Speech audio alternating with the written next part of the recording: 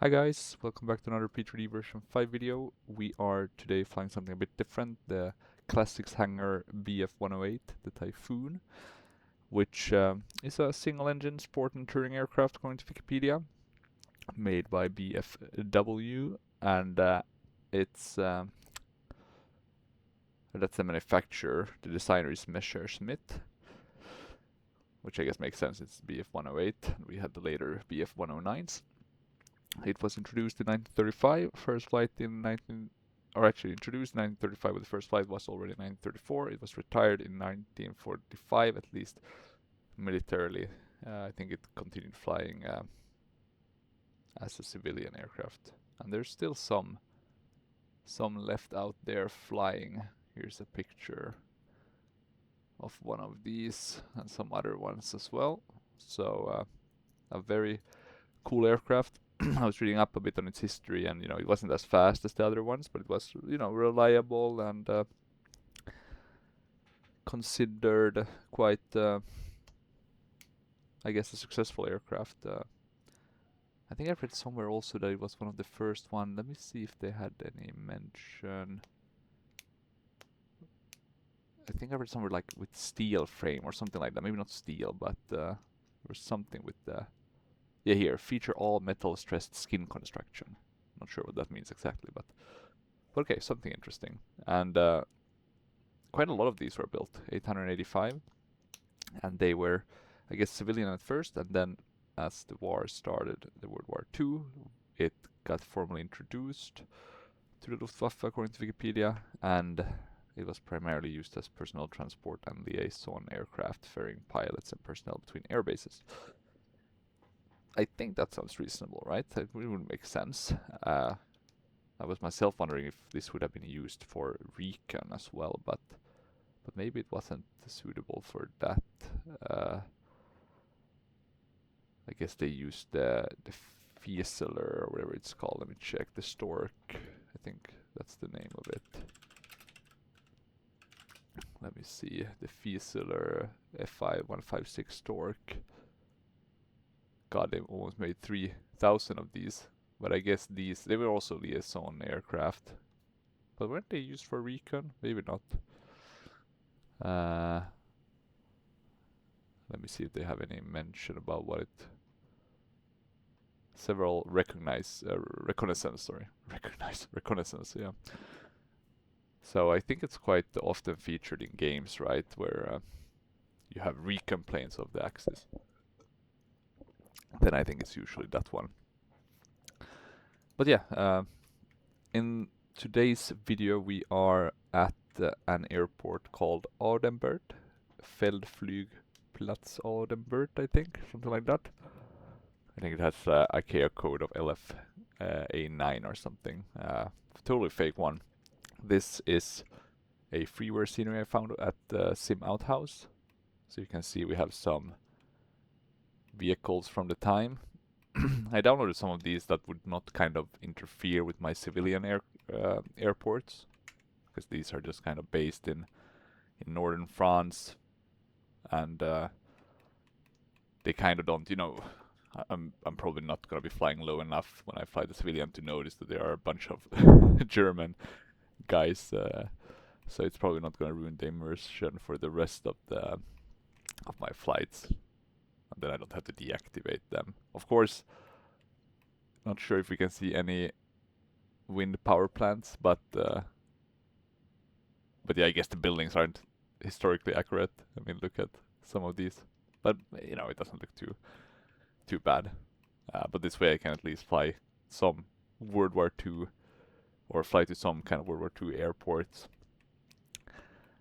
whilst still having kind of my normal sim operating. Otherwise, I guess the other option is to kind of deselect these airports when you're not using them.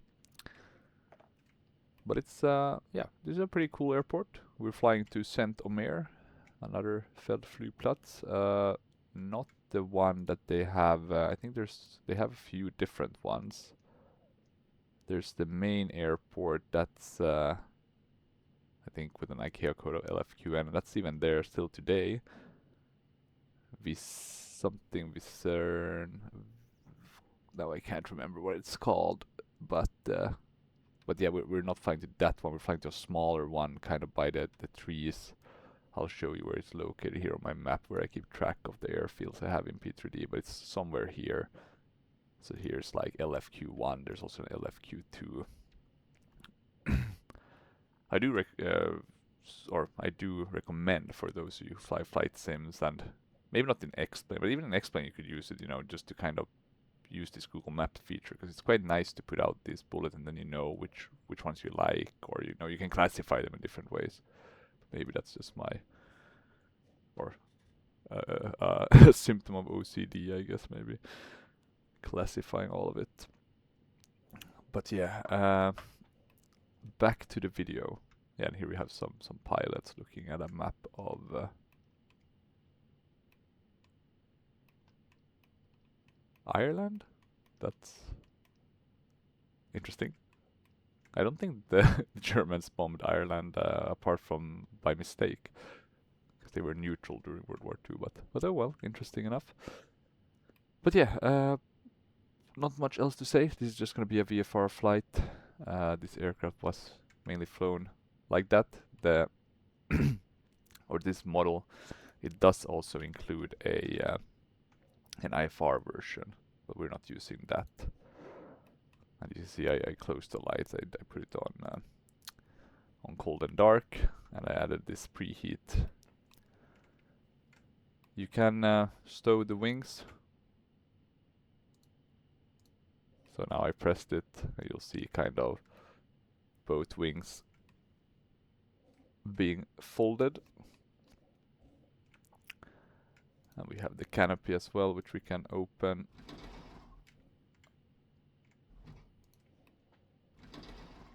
I guess you can't open it when the wings are folded though, so that's a bit odd. I'm gonna I guess open up the wings again, but just wanted to show you so you can see. It's a pretty nice livery, this one. There's actually no PBR on this model. I tried to add it, but it didn't really work with this classic hangar aircraft. I'm also gonna showcase the Focke-Wulf at some point, but I thought I would start with this one because I kind of liked it. It's very nicely rendered, and yeah, a pretty nice model. You can even see from the exterior, right? You have a pretty nice rendering of the interior. But let's close the canopies and jump into the aircraft, because we're using the walk-around feature. The plan today is, of course, to go there towards Saint Omer, and we can, I guess, immerse ourselves as doing a... Oh, now I opened the... Let me see, the right canopy, we want to close that. And the left one, yeah. We can immerse ourselves as doing a ferry flight. Maybe we're taking a pilot somewhere, moving. We can say it's 1942, before, or I guess that during those times they still had somewhat of an air supremacy here around France. Very much held by the Focke-Wulf, which, when it was introduced, was very efficient at shooting down British aircraft. And I guess the huge bombing campaigns hadn't really started in 42. But yeah, here's the cockpit. Looks pretty nice. As you can see, very VFR. No real kind of IFR things like localizer and that sort of stuff. It's too old of an aircraft as well, I guess, to have that. I don't think I'll be able to start this one. I've been looking at the manual, trying to understand how to do it. I think I'm doing it correctly, but I still just can't get it to start, unfortunately. So I'm gonna do all the steps, and then I'm gonna use Control E, I think. But let's see, maybe we're lucky today. We'll start with the battery switch. Didn't do too much, because we need, I think, avionics. I think the generator switch, you're supposed to put that on. The avionic master, navigation lights, and then we have the pitot heat. We can wait with that one. You can see it's kind of joystick controlled aircraft, not a yoke, with only one little button here, which is displayed and hide kneeboard. And I think this kneeboard is for the checklist. So before flight, all systems off, propeller lever counterclockwise to lowest pitch, 12 o'clock. Let's see if we can get this one to work. Close canopy, tank selector between the seats to position 1 or 3. I think it's all on. So this must be the third position. Open fuel cock. I think it's open now, but it says open on both of them, so I'm not sure. I'm not certain. We have the battery and generator on. We have a radio on. We can open the throttle slightly, so we'll just push it forward here like that. Depending on temperature, 1 or 2, maximum 5 primer strokes. Not sure how warm it is. I did go back in time because there was really IFR conditions otherwise, and I wanted to fly with somewhat at least VFR conditions. Do not prime when engine is warm. So we'll do 1, 2, 3. And we'll do this one. So it's within the boundary markers. I think it's those. On signal clear, magnetos to position 1 and 2, and push starter. Hey! We managed!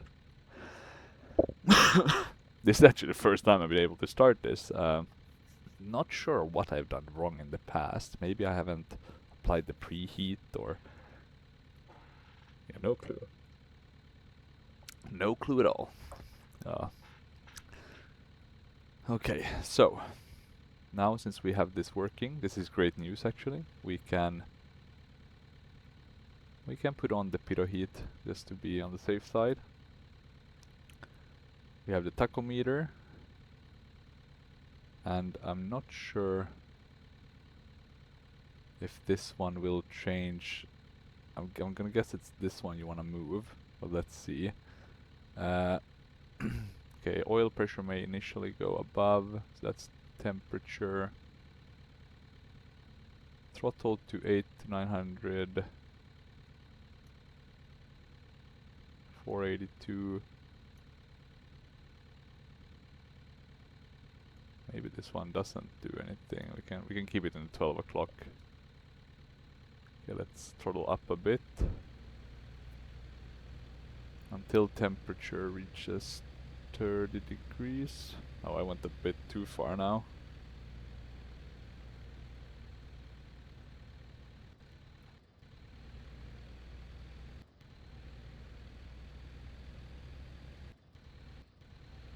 Is it jumping? Because maybe this one needs to...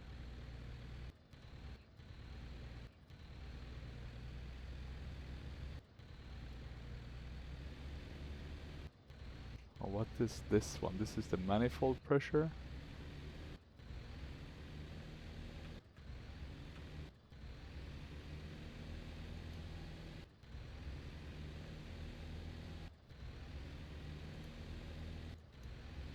Let's see if we bring this one up.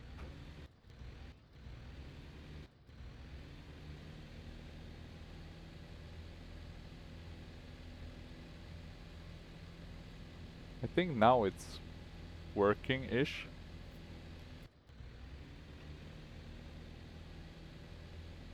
We can check the magnetos, but I'm not gonna do that. Taxi with low throttle setting, use differential brakes in turns. Flaps to 20. And I think... let me check, can we see that anywhere? Yeah, there we can see the flaps. So we'll put that to 20. We'll apply a bit of trim. So below 2, that's the maximum. Takeoff around 600 feet, takeoff speed 96 km per hour, 552 knots, so pretty low. Climb in a shallow angle. So we'll try to fly somewhat reasonable or in accordance with what these are stating. I'm gonna put it down in my right corner so we don't have to look at it all the time. Okay, we are gonna taxi out of here. It's a bit fast. Gonna bring the RPMs down. And let's see. So the differential braking works pretty okay. Not crazy good, but or crazy realistic maybe, but it's fine. And yeah, it seems to be going quite well now with the engine. So we are gonna say bye-bye to all of these soldiers. And then we are gonna get up in the air and we're gonna be flying a 103 heading for 25 nautical miles. So it's not gonna be a long flight today.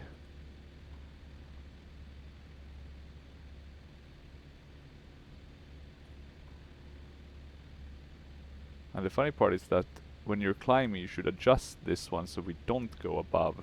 But I'm not sure if this one is working. I think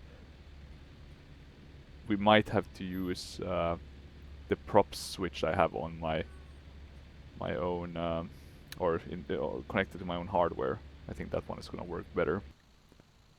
So let's line up here. Let's see if we can get a bit of a higher viewpoint. No, it's not gonna be much better.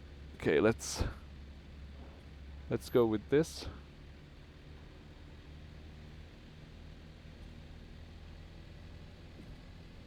I think this should be good enough. Let's see if we start getting a bit more speed. Oh, looks good. We don't want to end up with the prop in the... Oh, that's quick. You can also actually open here. I didn't show you this, but here you have some radio apparatus, etc. Let's bring up the gear. See, it's a bit slow, but it's coming up. Old school.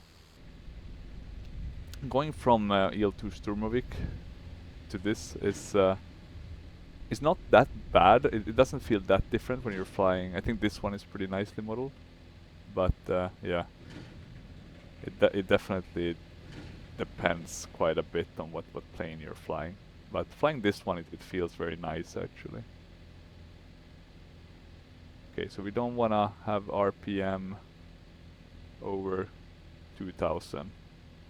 I'm always thinking 20,000, but yeah, 2000. And we're here flying. Let me get back to my normal viewpoint, zoom in a bit. Now it shouldn't. The problem with having 3 screens. Yes, now it should be fine. We'll try to fly kind of back over the airport. We'll turn to the right and then we'll do a left turn. I'm gonna trim up a bit more. We don't wanna, or we don't need to go that high.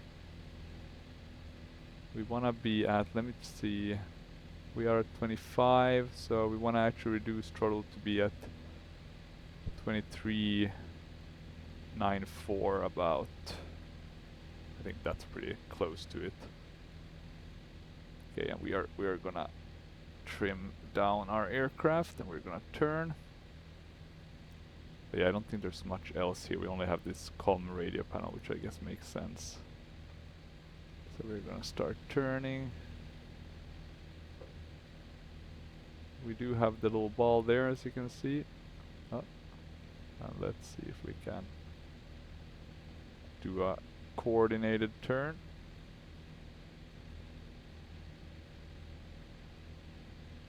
That's looking better. Can we see the airfield here below? Yeah, it's right. No, there it is. Yeah, there's the airfield. And you can see it kind of blends in nicely with the surrounding area, so not a big issue to keep it, even when we're not flying World War II or immersing ourselves in a different time period, so to speak. But okay, and we want to fly 103, so we're gonna turn like this and then fly over the airport and then turn to a 103 heading, and that should take us kind of directly over that airport. So once we find that, we'll be able to then make an attempt at landing. Okay, let's see now. We wanna We should be above it kind of at this point. Gonna trim it down a bit more. And now we're gonna start turning to the left.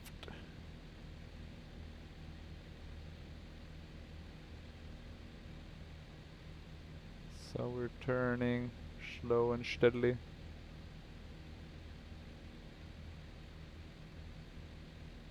We're at 1, 1, 0. Slowly getting down. And there we can see some of the wind power plant. Yeah, like I like I mentioned, maybe not realistic, but you know, we'll have to make do. We can't get it all. The fun part about flying P3D is that you get the whole world, right? That's a great part.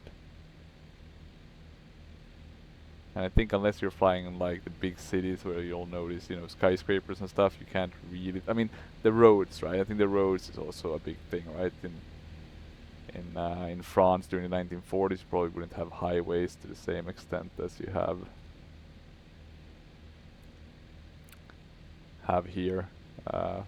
So I guess if you had, I think there's some photoreal from like the 1940s available, but yeah, I don't wanna start dipping my toes into that. Okay, let's see, 103, so we wanna turn a bit.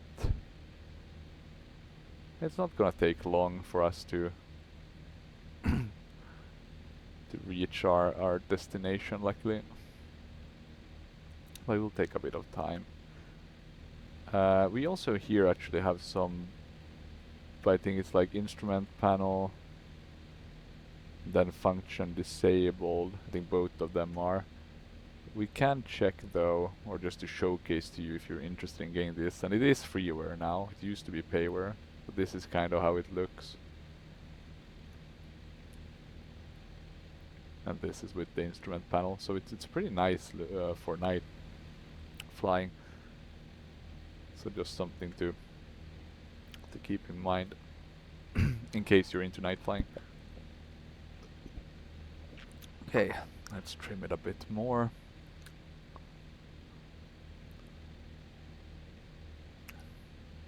We're flying, you know, a bit over 200 kilometers per hour. We can probably fly a bit faster, go a bit higher, but we're not interested in doing that. Flying through some clouds. Of course, during this time you wouldn't be. Well, I'm not sure. Like when did they start? Kind of like with, or I'm thinking like in terms of weather radar now. Like you can avoid CB clouds and stuff, but I guess during the during the 1940s that maybe wasn't a thing. And specifically not during the 1930s, right? But maybe there was already some knowledge in that area. But yeah, I can also show you kind of on little nav map, right? We've been able to do it quite nicely. This is actually the first time I'm opening it, but this is where we're going. So I'm gonna hide it now and let us do the flight ourselves. We don't want to cheat. It looks pretty nice.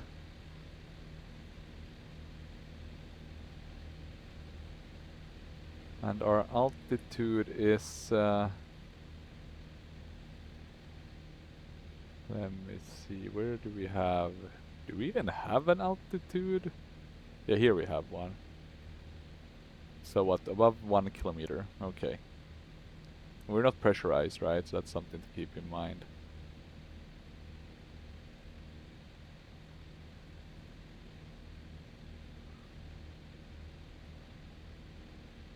Okay, and we're maintaining our altitude pretty nicely. We're really in the clouds though, so that's something to keep in mind. We might have to go a bit lower in case we really want to see what's happening around us. But yeah, look at this beauty. This is actually a pretty nice, neat looking little plane.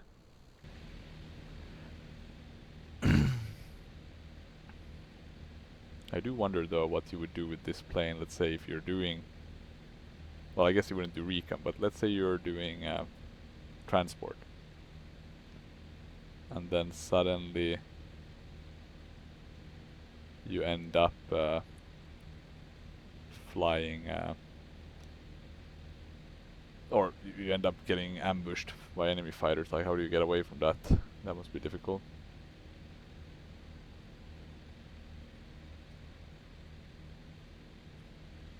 Okay, a lot of clouds here, destroying our nice sightseeing. We're basically going kind of into this, well, not very thick, but not very not thick layer either. I'm thinking if maybe we should start descending a bit. Doesn't have to be anything crazy, but we can start getting down. We're above 1 kilometer, so might as well go down to 700, 800 meters, maybe even lower, and just see what the situation is like.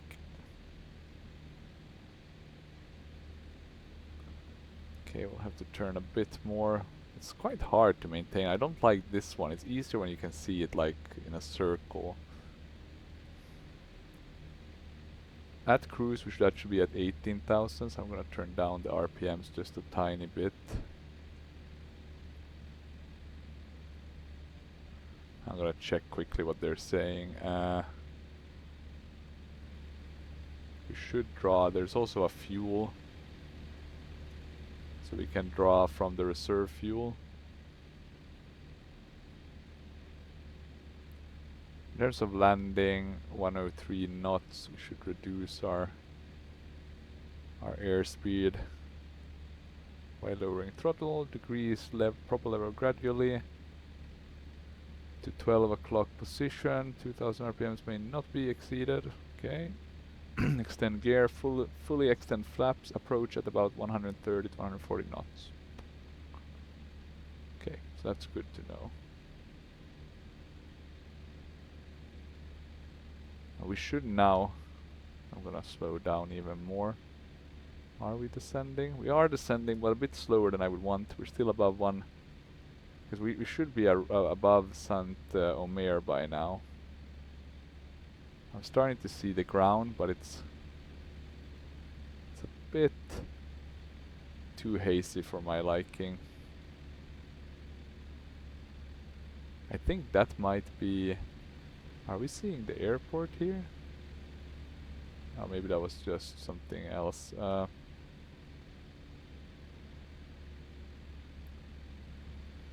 Let's see how we get out of this mushiness. I think I turned a bit too much now. Okay, we're below 1 kilometer now. But we need to get lower. I really need to get out of this cloud layer. Need to get my bearings. Try to figure out where we're at. Wouldn't surprise me if we have gone too far either.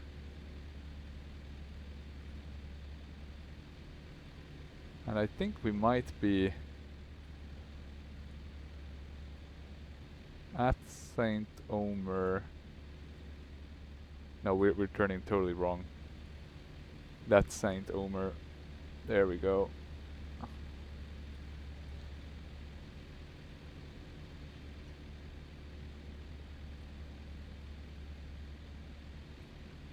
So let's continue to stay on this altitude, so we're below the cloud layer.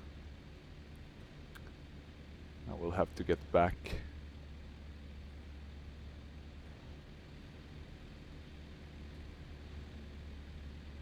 Now let's keep our eyes peeled.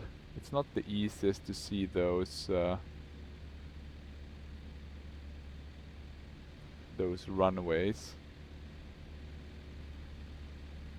Nothing here.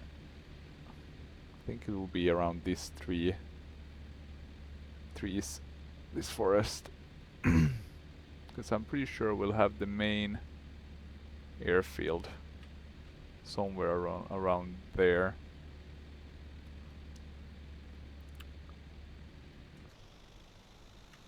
Should we get a nice picture maybe?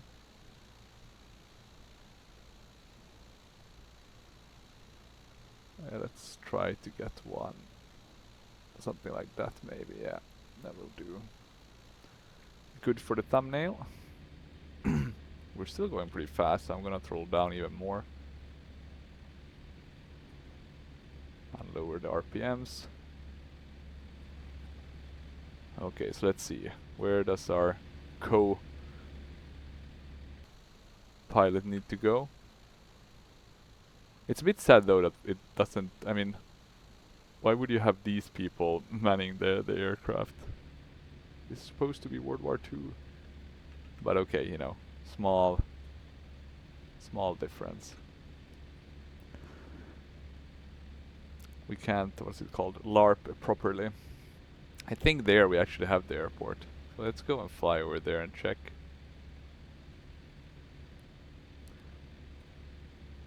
The only sucky thing when I decide to only do kind of these smaller airports is that then of course, you know, if I'm gonna fly bombers, the Henkel or the other Fokke, the one with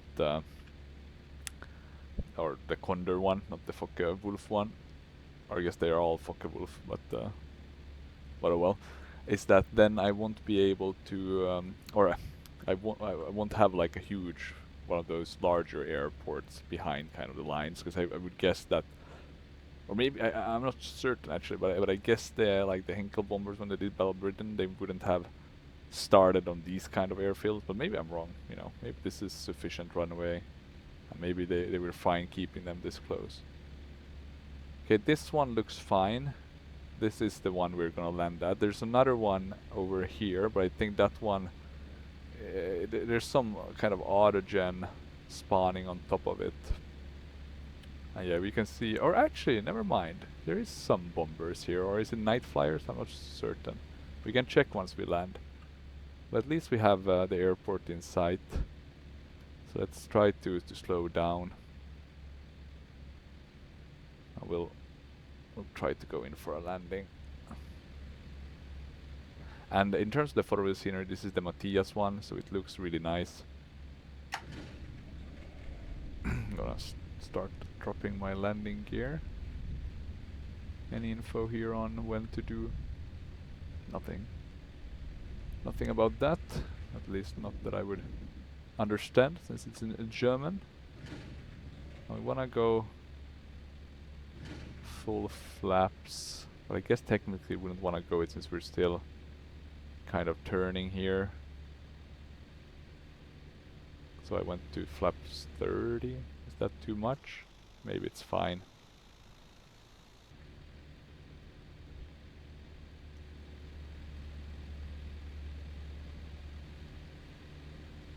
Okay, we're gonna turn. Are we doing a coordinated turn or a... No, it's not a coordinated turn. Gotta keep the ball in the middle. There we go. Come on. Come on. Let's keep it coordinated. I guess it's easier to do that in real life when you can kind of feel the turn. And you're not really just like me trying to feel it. I mean, look at that. Yeah, not really doing this properly. Let's see. I think the runway... Yeah, there it is. So we'll have to go right and then left. And the landing or the approach speed is supposed to be 130, 140, and then touchdown at 100. So I'm gonna go flaps full.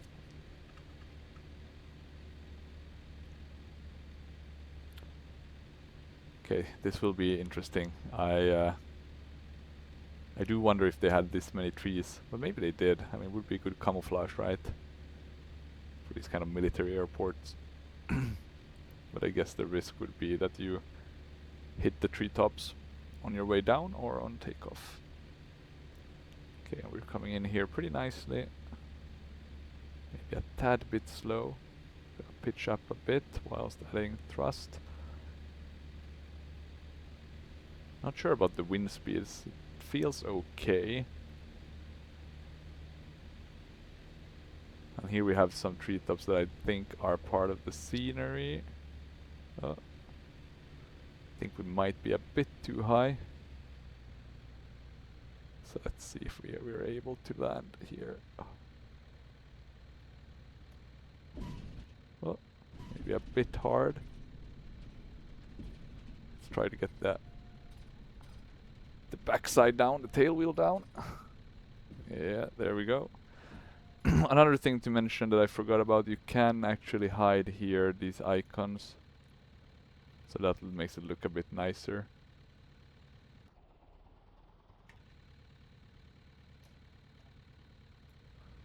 Okay, but we made it down. That's always good news.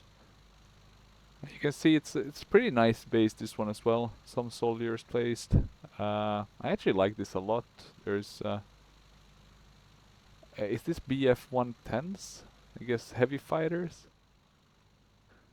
I've never understood the concept of heavy fighters, or to be honest, I haven't looked into it. But I guess they were really good at shooting down bombers, right? I guess they could have larger weaponry, you know, maybe not fighting regular fighters, but hell, what do I know? Well, let's see what we have here apart from the Bf 110s. I think it's the Bf 110s though, so you know, feel free to correct me if it's not.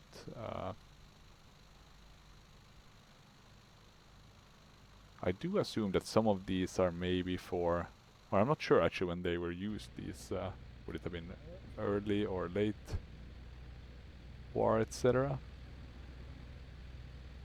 What's that? Flying. Is it supposed to be nets or? Actually, I have no clue. What is this?